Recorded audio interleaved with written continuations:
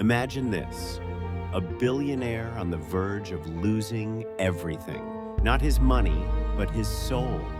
After a brutal betrayal left his legacy hanging by a thread, billionaire Marcus Thorne knew he had to find the one person alive who could save it, the daughter of the man who had built him. To find her, he had to disappear.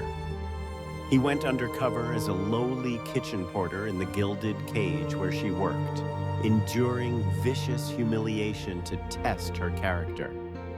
But he never expected that when his enemies cornered him, this quiet, determined waitress wouldn't just defend him. She'd prove she was worthy of inheriting it all. If you believe one person's integrity can change the world, smash that subscribe button, because this isn't just a story about revenge. It's about a promise kept across generations. And this story will make your blood run cold. The Argent Hotel wasn't just a building. It was a monument to old money, a fortress of quiet, suffocating power perched on the most expensive piece of real estate in the city. Its marble floors drank the light from colossal chandeliers. Its vaulted ceilings were painted with frescoes of indifferent gods, and the very air inside seemed to hum with the silent transactions of the elite. Into this temple of wealth, Marcus Thorne walked like a ghost from a forgotten world. He wore the uniform of the invisible, faded gray coveralls, scuffed work boots, and the weary posture of a man who had worked too many doubles. At 48, Marcus was one of the most powerful black CEOs in the world, a titan who had built a $60 billion empire, Vance Global, from nothing but sheer will and genius. But today, he wasn't Marcus Thorne, the visionary. He was Michael, the new kitchen porter, an anonymous cog in the machine he secretly owned. He was here for two reasons. The first was a whisper, an anonymous email that had bypassed 3 layers of executive assistants to land directly in his private inbox. It was written with a desperate, eloquent fury, detailing a culture of corruption, racism, and abuse festering within his flagship hotel. It spoke of wage theft, discriminatory practices, and a management team that ruled through fear. The second reason was heavier, a ghost that had haunted him for a decade. He was looking for Lena Jenkins, the daughter of his mentor, David, the man who had given him his first break. David had died believing Marcus had betrayed him in a corporate takeover, a lie spun by their mutual rivals. Marcus had sworn to David's memory that he would find Lena, protect her, and restore the legacy David's real betrayers had stolen. His intelligence network had tracked her here, to the last place he ever would have looked, working as a waitress. From the moment he entered through the grimy service bay, the sickness was palpable. The kitchen staff, a mix of hardened lifers and scared young immigrants, moved with a nervous, frantic energy. But the true venom dripped from the top. Genevieve Sterling, the hotel's general manager and daughter of the previous owner, moved through her kingdom like a silver shark. She was a porcelain beauty with platinum blonde hair and eyes as cold and gray as a winter sky. She addressed her staff with a tone of bored contempt, saving her practiced, dazzling smile for the billionaire guests in the lobby. Her power was absolute, her cruelty a finely honed instrument. She spotted Marcus immediately, her eyes narrowing as she took in his coveralls during the morning briefing. "You're the new one?" she asked, her voice a silken knife that cut through the murmurs of the kitchen staff. "Yes, ma'am. Michael," Marcus said, his voice low and gravelly, an octave below his usual commanding tone. He had practiced it for days, adding a roughness that spoke of exhaustion and resignation. See that you stay out of the way. The kitchen is a machine. We don't have time for broken parts, she said, her gaze dismissing him entirely before she glided away to greet a guest whose shoes cost more than a porter's monthly salary. The day was a blur of scalding water, clattering plates, and the casual cruelties of the head chef, a culinary tyrant who enjoyed making the dishwashers scrub impossibly burnt pots with their bare hands until their knuckles were raw. Marcus kept his head down, his body a study in subservience.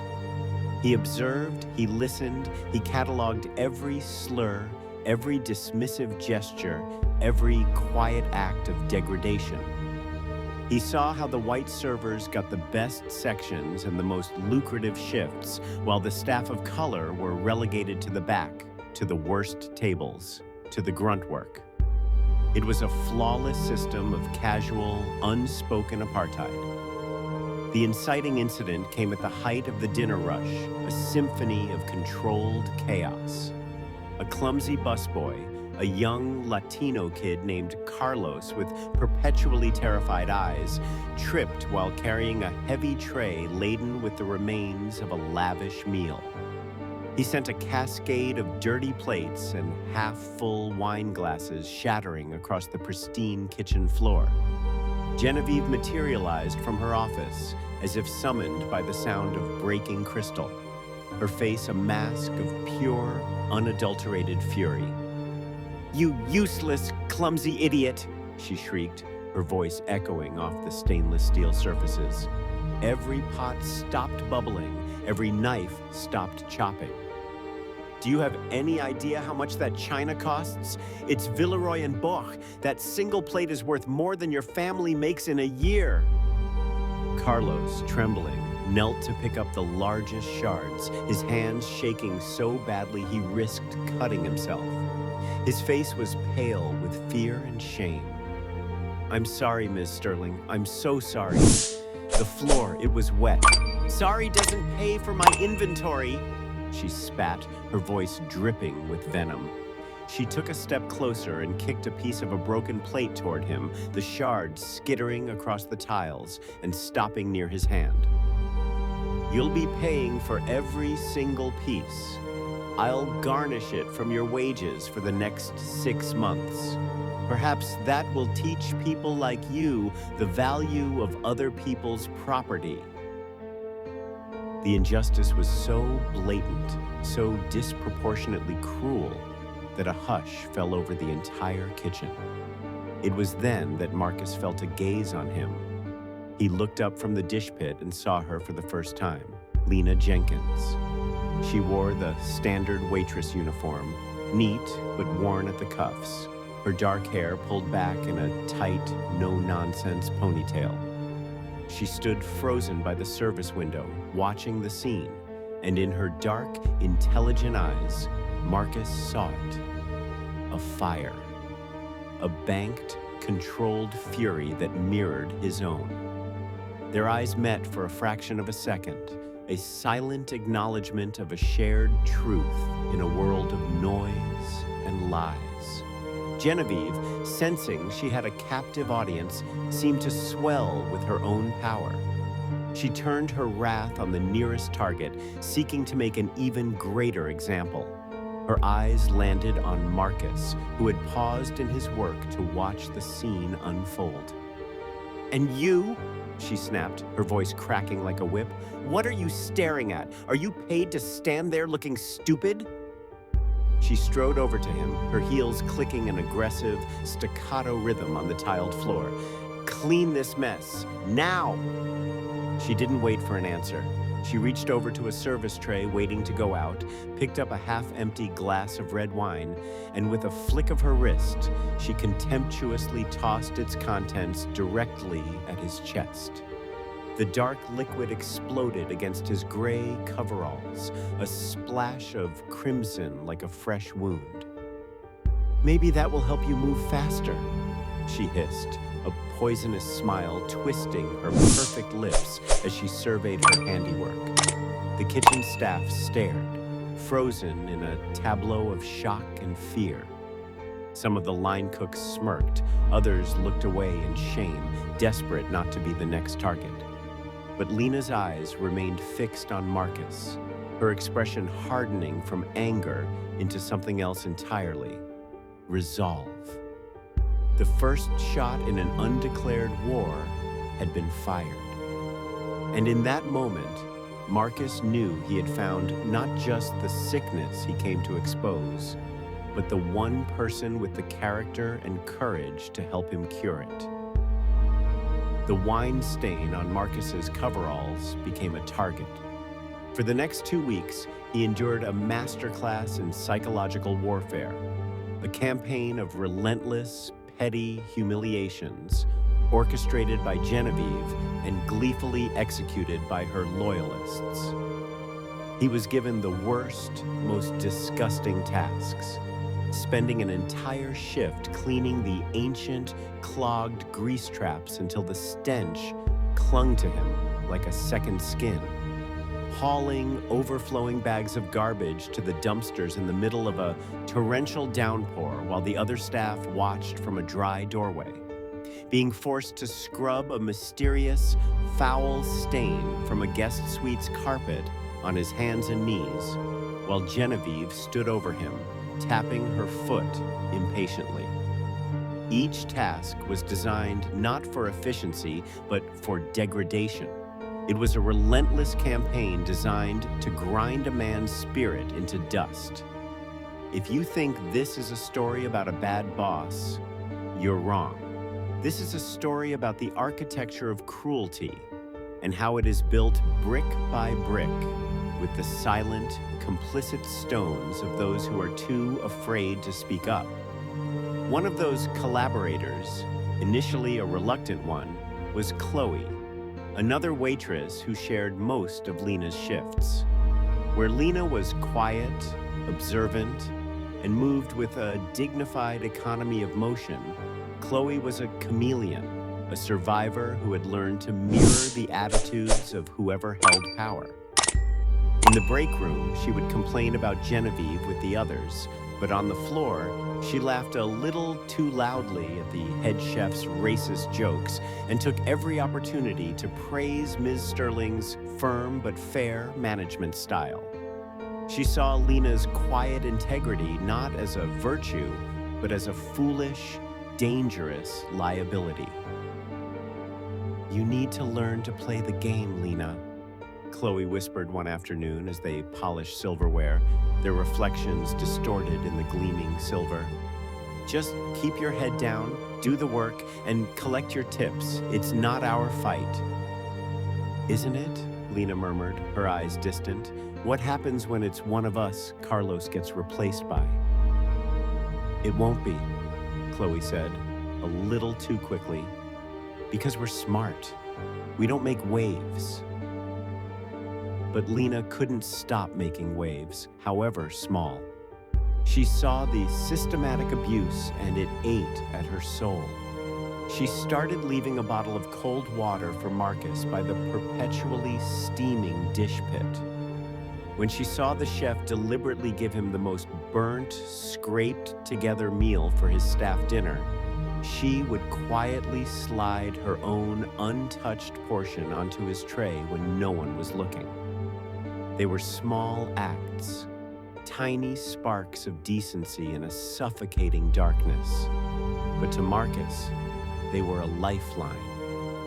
In her, he saw his mentor David's unwavering character, that unshakable core of integrity that could not be bought or intimidated. He began to engage her in brief, quiet conversations, asking about her life, her dreams. He learned she was taking online classes, trying to finish the social work degree she'd had to abandon when her father got sick.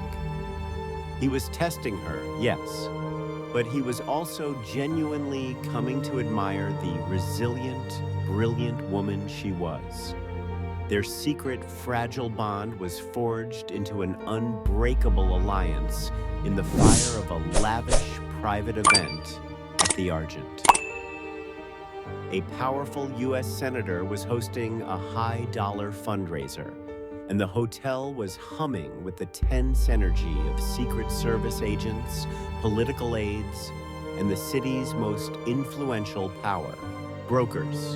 The pressure in the kitchen was immense, a powder keg of stress waiting for a spark. Marcus was tasked with hauling massive racks of clean champagne flutes from the basement storage. The service elevator, predictably, was broken. Genevieve had refused to pay the weekend overtime rate to get it fixed, so he was forced to use the main staff staircase, a narrow, winding flight of 30 steps. As he struggled up the stairs with a rack weighing over 100 pounds, the delicate glasses clinking precariously, Genevieve appeared at the top of the landing. She was a vision in a shimmering cocktail dress, but her expression was ugly. Chloe hovered just behind her, holding a tray of hors d'oeuvres, a nervous smile plastered on her face. "Faster, Michael!" Genevieve called down, her voice dripping with impatient amusement, loud enough for several nearby staffers to hear. "The senator is waiting for his champagne. Don't tell me you're too weak to do even this simple job." Marcus ignored her, his jaw tight, focusing on his footing, on keeping the glasses from shattering. But Genevieve wasn't finished. She craved drama. As he reached the final top step, she deliberately shifted her position, her body blocking his path entirely. "Excuse me," she said with a malicious, saccharine smile. "Manager's prerogative. I need to get through." He was trapped. The heavy rack was straining his arms. His balance was precarious. He had two choices: drop the rack and cause a costly, humiliating disaster, or try to squeeze past her. He chose the latter. As he edged by, his shoulder brushed the silk of her dress. Genevieve recoiled with a theatrical gasp, worthy of an Oscar. "He touched me! Did you see that? He assaulted me!" Chloe, seeing her cue, rushed to her side. "I saw it, Ms. Sterling. It was deliberate. He shoved you." It was a lie, so blatant and vicious it took Marcus's breath away, a lie that could ruin a man's life. The word assault hung in the air, poisonous and charged. Security was summoned with a snap of Genevieve's fingers. Two large men in black suits materialized, their faces grim and unquestioning. "He needs to be removed," Genevieve commanded, pointing a trembling, accusatory finger at Marcus. "And fired, obviously. I want him arrested. Press charges." The kitchen staff watched in stunned silence, their faces a mixture of fear and morbid curiosity. Chloe looked on, her expression a cocktail of terror and a strange, sickening triumph.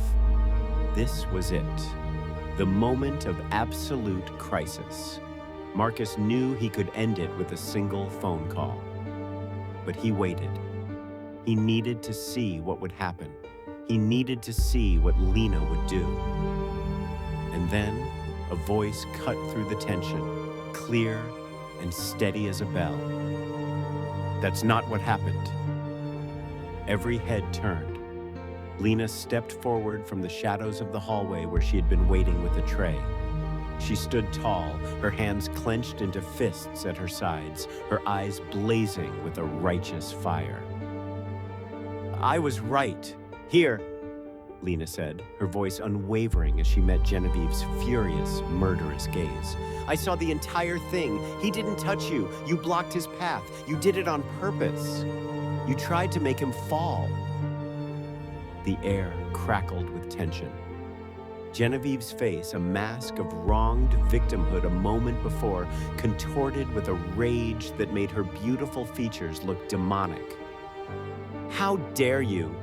Are you calling me a liar, you little gutter snipe? I'm telling the truth, Lena said simply. Her calmness was more infuriating to Genevieve than any shout could have been.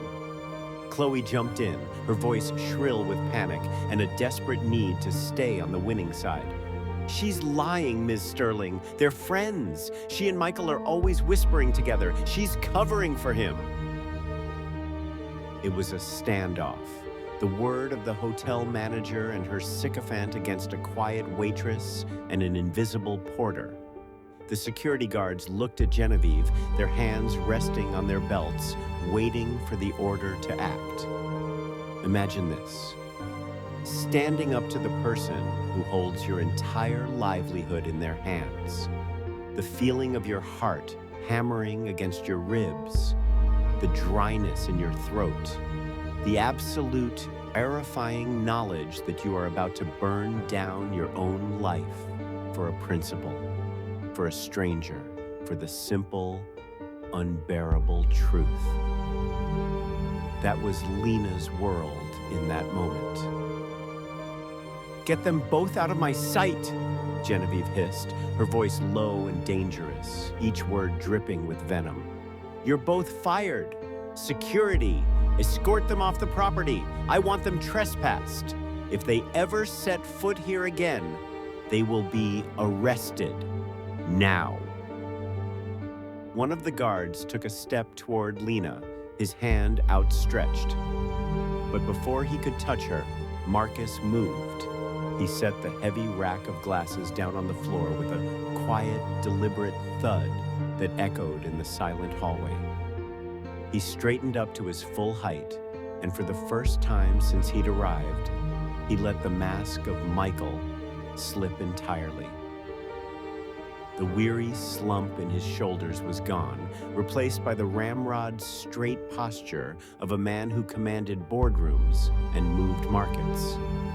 He looked directly at the head of the security detail, a man whose name tag read Harris. Call Arthur Vance, Marcus said. His voice was no longer the gravelly, tired rasp of Michael the porter.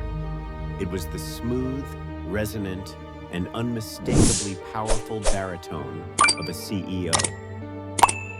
Tell him his brother is at the Argent and would like a word. The guard froze, his hand hovering over his radio. Arthur Vance was the chairman of the board of Vance Global, Marcus's older brother, and the very public face of the company. The name landed in the hallway like a grenade, shattering the established reality. Genevieve's eyes widened in confusion and a dawning, sickening horror. Chloe's jaw went slack, her face paling to a ghostly white. Lena just stared at him, her mind reeling, trying to reconcile the porter she had defended with the powerful, commanding man who stood before her now. Who was this man? The name Arthur Vance paralyzed the hallway. It was a name that opened doors, moved mountains, and, in this case, stopped a team of security guards in their tracks. Genevieve Sterling, for the first time in her insulated, privileged life, was utterly speechless. Harris, the head of security, a man trained to handle physical threats, looked utterly terrified of this calm, commanding porter who spoke the name of a corporate deity as if it were a casual Tuesday. He fumbled for his radio, his eyes wide with panic. Marcus held up a hand, a gesture of effortless authority that stopped Harris cold. On second thought, don't bother Arthur. He's in Zurich. The time difference would be a nuisance. He turned his gaze, now cold and analytical, back to Genevieve. The predator had become the prey. You have made a serious, and I suspect, final error in judgment, Ms. Sterling. His tone, the sheer weight of his presence, was so radically different that Genevieve could only stammer, her mind refusing to connect the dots. Who are you? I'm the man whose employee you just tried to have falsely arrested, Marcus replied, deftly reframing the narrative. And you're the woman who is about to be the subject of a full-scale corporate investigation into your management practices, your accounting, and your flagrant violation of Vance Global's code of conduct. He then looked at Lena, his expression softening for a fraction of a second. As for Ms. He paused, as if not knowing her last name.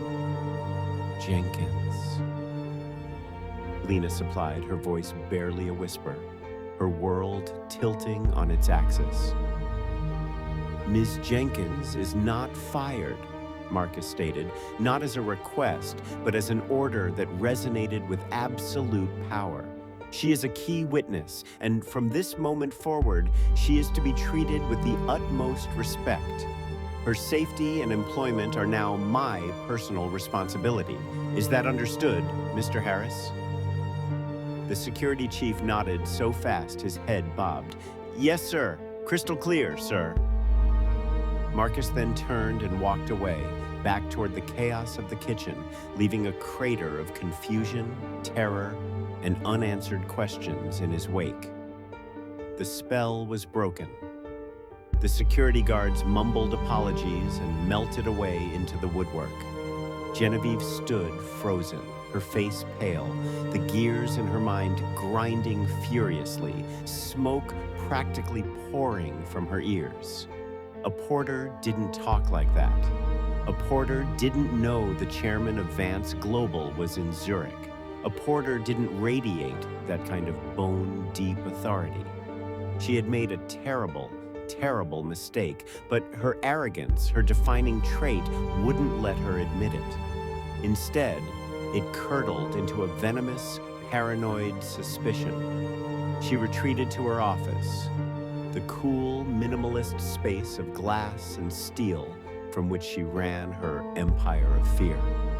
She slammed the door, her hands shaking, her mind racing. Who was this Michael? A corporate spy from a rival hotel chain? Plant from the board of directors? A journalist working on an expose? The thought that he could be anything more, anything higher, was too absurd for her to contemplate. Her worldview was built on a rigid, unshakable hierarchy, and a black man in Porter's coveralls was, by her universe's definition, at the bottom. Her paranoia ignited a fatal chain of events. Convinced that Michael was there to dig up dirt on her, she decided to get ahead of the problem. This wasn't just about covering her tracks. It was about building a fortress of lies. She began a frantic, methodical purge. She shredded years of employee complaint files. She deleted terabytes of incriminating emails. And most importantly, she began meticulously doctoring the hotel's financial records to cover up the systemic fraud she had been running for years. The Argent, under her management, was a Potemkin village. The glowing profit margins she reported to the Vance Global Board every quarter were a masterful fiction, created by embezzling from vendor accounts, skimming from event budgets, and running a sophisticated kickback scheme with the hotel's primary food and liquor suppliers. She was stealing millions, funneling the money into an offshore account, building her own secret kingdom on the foundations of Marcus Thorne's empire. As she sat at her computer, frantically altering spreadsheets, her fingers flying across the keyboard, she was so consumed by her own panic that she didn't realize the hotel's servers created an unalterable, time-stamped secondary backup of every single keystroke. A fail-safe system installed by Marcus Thorne himself across all his businesses precisely for a situation like this. Every lie she told, every number she changed was being recorded in a digital ledger she didn't know existed. Meanwhile, Lena's world had been turned upside down. Chloe, terrified of being associated with her, now actively avoided her, scurrying away if they passed in a hallway. The other staff looked at her with a new, strange mixture of awe and fear. She was the one who had stood up to the queen and somehow survived. She was an anomaly, a glitch in the system, and it made people deeply uncomfortable. She felt utterly isolated.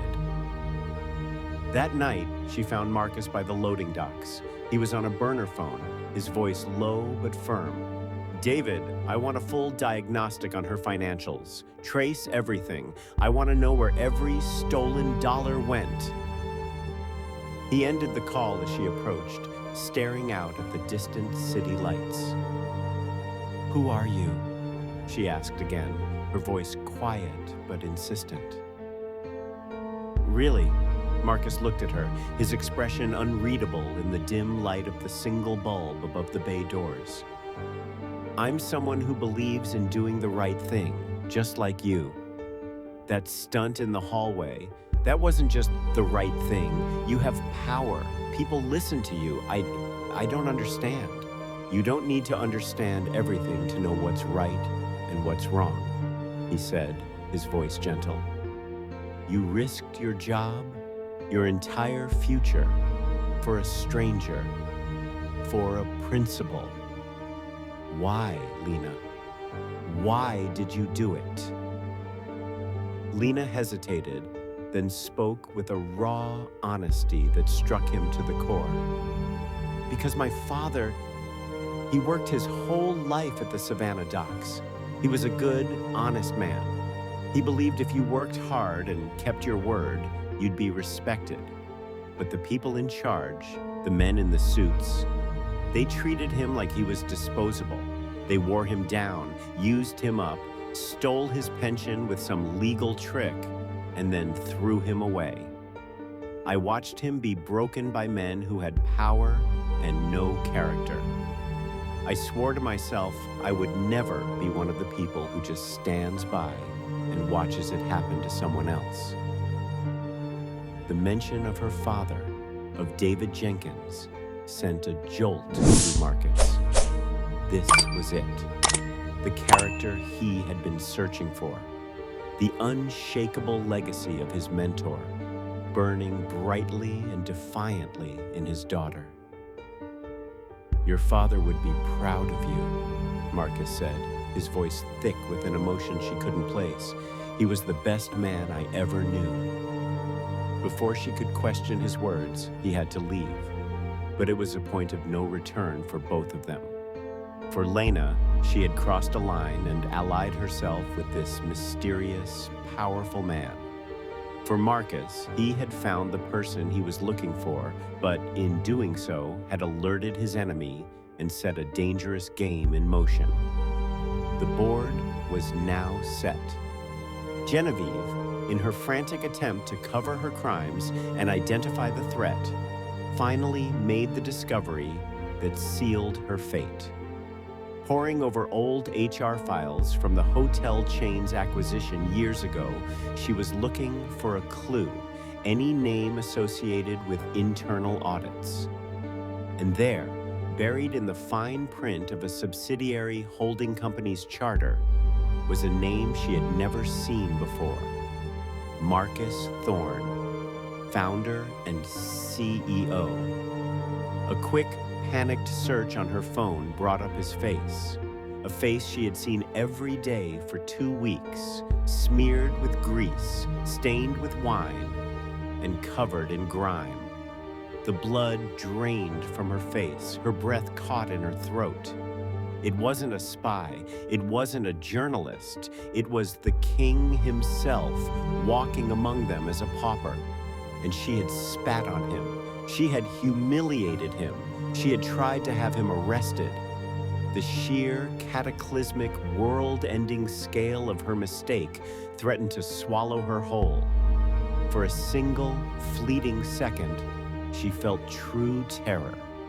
But it was quickly replaced by something else, something far more venomous and dangerous. the cornered rage of a narcissist. He was hiding. He was undercover. Why? He must be vulnerable. And in her panic, she saw not a threat, but an opportunity. She had the doctored financial records. She had the false assault claim. She would flip the narrative. She wouldn't just survive. She would attack. She would destroy him before he could destroy her. Genevieve Sterling didn't just double down. She went all in. The soul-crushing terror of being discovered was instantly cauterized by the adrenaline of a predator who has cornered its prey. She convinced herself that Marcus's undercover charade was not a sign of strategic genius, but of weakness. He was hiding because he couldn't move against her openly, because he was afraid. She would use his secrecy against him, twisting it into a weapon of mass destruction. Her plan was both brilliant and sociopathic. The Argent was scheduled to host the annual City Leadership Summit in 3 days, a massive media event attended by the mayor, captains of industry, hedge fund managers, and a horde of hungry journalists. It was the hotel's biggest night of the year. Genevieve decided to hijack it. She would use the summit as her stage for a preemptive strike. She would hold her own press conference just before the main event, exposing Marcus Thorne not as a noble investigator, but as a rogue, unstable CEO engaged in corporate espionage. The doctored records would show a company in chaos under his watch, and her false assault claim, corroborated by her terrified and now fully complicit pawn, Chloe, would paint him as a dangerous predator who targets women. She would frame him for the very crimes she had committed, burying him under an avalanche of scandal so toxic he'd never recover. She worked with a feverish, manic intensity, a general preparing for the battle of her life. She leaked anonymous tips to the city's most voracious gossip columnists, seeding the ground with rumors of instability at Vance Global. She compiled a damning dossier, a masterpiece of fiction woven with half-truths, and sent it to a friendly reporter at a major news network. And she relentlessly coached Chloe on her fabricated testimony, drilling her for hours in her office. He was unhinged, obsessed with me from the moment he arrived, Genevieve instructed Chloe, her eyes gleaming with a manic light. I felt unsafe. You saw how he looked at me. You saw his aggression. We have to be the victims here, Chloe. It's the only way we survive this. Chloe, now trapped in a web of her own making, could only nod, her face pale with fear. She had wanted a better shift and a little favor from the boss. Instead, she was being groomed as a key witness in a billion-dollar character assassination. Marcus, through his own silent network, felt the seismic shifts immediately. His security chief, David, a man who could hear a pin drop in a hurricane, alerted him to the whispers, the sudden legal inquiries from a high-powered PR firm on retainer for Genevieve. She knows who you are, David said over their secure, encrypted line. His voice was calm but laced with urgency. And she's not running. She's preparing for a full-scale war. She's aiming for your throat, Marcus. She's trying to destroy your reputation before you can make a move. This was Marcus's lowest point. His meticulous plan to quietly investigate, find Lena, and surgically remove the cancer had backfired spectacularly. He had underestimated his enemy's audacity, her sheer, venomous nerve. Now, he was on the verge of being publicly crucified.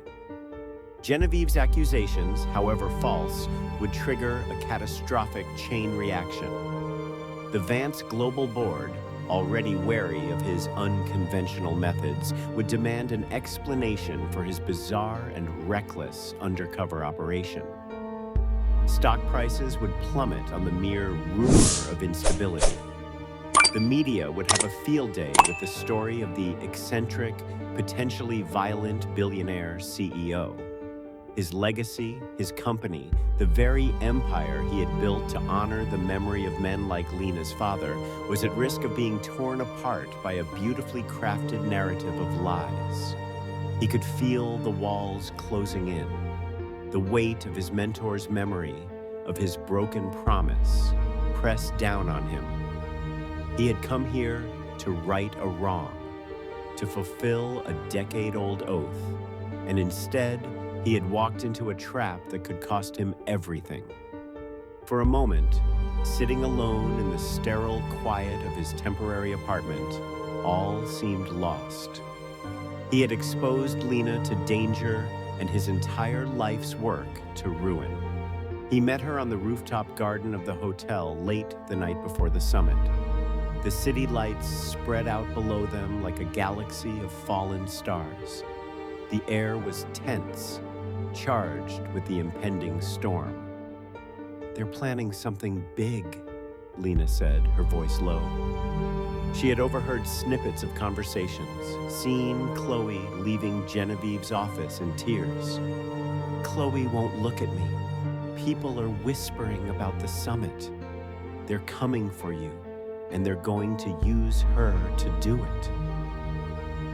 Marcus looked out at the skyline, his face etched with a deep weariness she had never seen before. "I know," he said.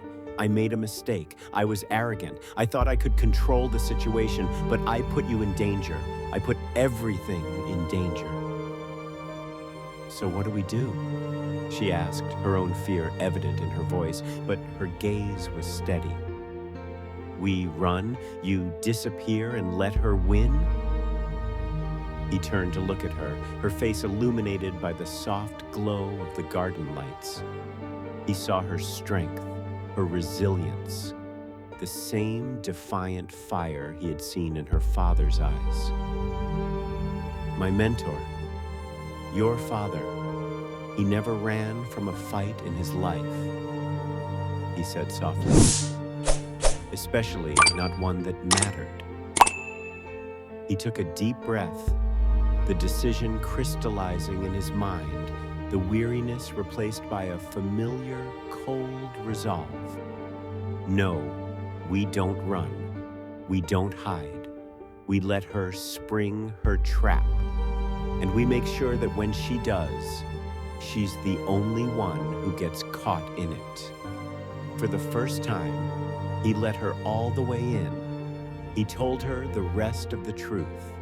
He told her who he was to her father, about their shared dream, about the betrayal that had torn them apart, and about the promise he had made to find her. He laid out the stakes, the risk, the sheer audacity of what Genevieve was planning. Lena listened, her expression shifting from shock to grief to a steely resolve that mirrored his own. The pieces of her life, the mysteries of her father's final years clicked into place. "She thinks you're alone," Lena said, her voice now firm. "She thinks everyone in this hotel is either her pawn or too scared to speak. She's wrong. You're not alone in this." The final crisis was no longer his to bear alone. A bond forged in a threatened hallway had now become a true alliance on the eve of battle. Genevieve Sterling thought she was about to execute a king. She had no idea she was about to face a queen as well. The ballroom of the Argent was a spectacle of controlled chaos. Cameras flashed, reporters jostled for position, and the city's elite murmured in anticipation. A podium stood on the main stage, backlit by the hotel's elegant logo. Genevieve Sterling was about to address the City Leadership Summit, but everyone in the room knew the real show was the scandal she had promised to unveil. She walked onto the stage to a flurry of shutter clicks, looking the part of the poised, wronged victim. She wore a severe white dress, a stark contrast to the darkness of her accusations. Chloe stood just off stage, looking pale and terrified, like a lamb to the slaughter. "Thank you all for coming," Genevieve began, her voice trembling with practiced emotion. "I stand before you today not as a hotelier, but as a victim and as a whistleblower. The Argent, my family's legacy, has been infiltrated by a predator. A man who has used his power to harass, to intimidate, and to sabotage our very foundations. A man named Marcus Thorne." A wave of gasps and murmurs went through the room. She clicked a remote, and a slide appeared on the giant screen behind her. A spreadsheet showing the hotel's finances deep in the red. "These are the real numbers," she lied, her voice ringing with false sincerity. "Numbers Mr. Thorne has tried to manipulate and conceal to frame me for his own incompetence." She was about to launch into her fabricated assault story when a calm, resonant voice echoed from the back of the ballroom. "That's not what the real numbers say, Genevieve." A path parted in the crowd as Marcus Thorne walked down the center aisle. He was no longer Michael the porter. He was dressed in an impeccably tailored dark suit, radiating an aura of absolute, untouchable power. Beside him walked Lena Jenkins, her expression calm and resolute. Genevieve's face froze in a mask of shock and fury. "Security! Remove this man!" But the security guards didn't move. They now answered to a higher authority. "You are right about one thing," Marcus said as he approached the stage. "There has been a crime committed here. A massive, systematic fraud." He nodded to his security chief, David, who was standing by the tech booth. "Roll the real footage." The spreadsheet on the screen vanished, replaced by a split-screen video. On one side was security footage from Genevieve's office, showing her frantically altering the very documents she had just presented. On the other side was a screen recording of her computer, logged by the server's unalterable backup, showing every keystroke, every deleted file, every fraudulent transfer to her offshore account. It was a digital confession, undeniable and absolute. The room erupted. Genevieve stared, her mouth opening and closing silently like a fish out of water. The reporters turned their cameras from her to the screen, capturing her ruin in real time. "And as for the assault," Marcus continued, his voice like ice. He gestured to Chloe. "Ms. Robbins, you have exactly 5 seconds to decide if you want to be charged with perjury and conspiracy to commit fraud alongside your boss, or you can tell the truth." Chloe crumbled. She burst into tears, shaking her head frantically. "She made me do it. It was all a lie. He never touched her." It was over. The annihilation was total and swift. Genevieve stood on the stage, exposed, her empire of lies reduced to ash. Marcus took the podium. "Effective immediately, the entire management team of the Argent is terminated.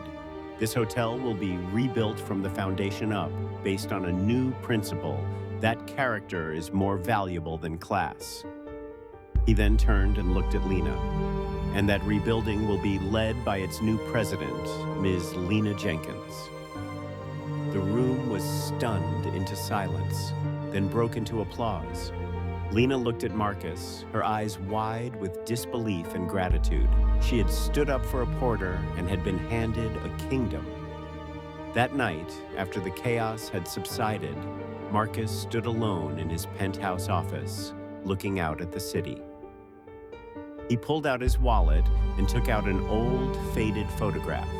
It was of a younger him, arm in arm with a smiling, proud man. Lena's father, David. He looked at the photo, a sad, gentle smile on his face. "I kept my promise, old friend," he whispered to the glass, the city lights reflecting in his eyes. "I found her, and she's everything you said she would be."